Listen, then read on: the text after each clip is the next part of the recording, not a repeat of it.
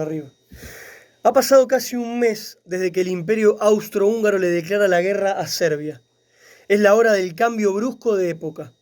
Arranca el siglo XX. Comienza la Primera Guerra Mundial. María Herminia de Escote da a luz a un pequeño que llamará Julio Florencio. María Herminia de Escote es la madre de uno de los escritores más importantes de la historia. Pero es agosto, 26 de agosto de 1914. Es el distrito de Ixelles, al sur de Bruselas. Mientras María Herminia está pariendo a quien sería uno de los escritores de habla hispana más brillantes del siglo pasado, retumban en sus oídos los sonidos de la artillería.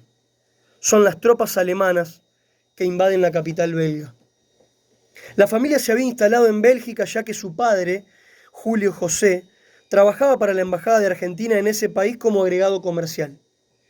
El escritor del que estamos hablando recordaría alguna vez, ironizando: mi nacimiento fue un nacimiento sumamente bélico, lo cual dio como resultado a uno de los hombres más pacifistas de este planeta.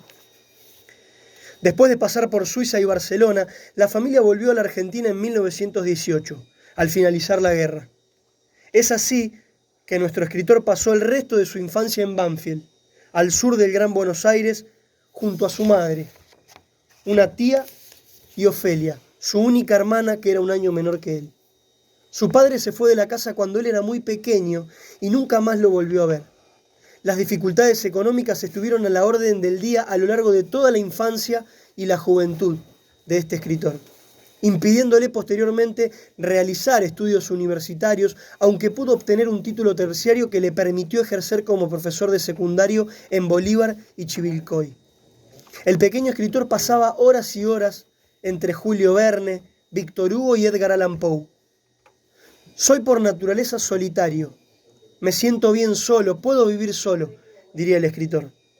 Mi madre me ha dicho que desde los 8 o 9 años había que agarrarme de los pelos para sacarme un poco al sol porque yo leía y escribía demasiado.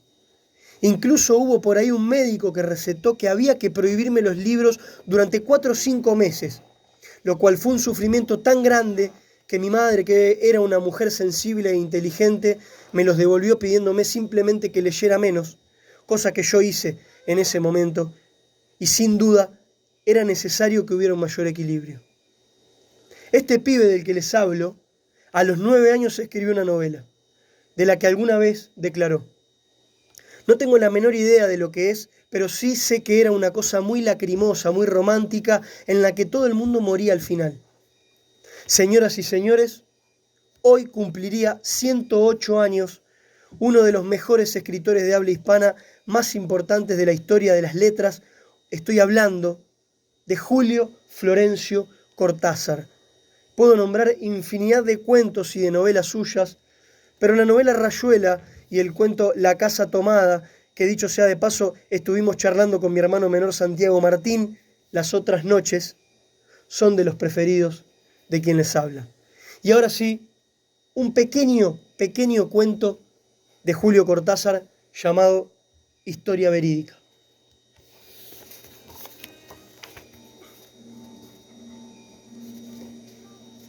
A un señor se le caen al suelo los anteojos que hacen ruido terrible al chocar con las baldosas.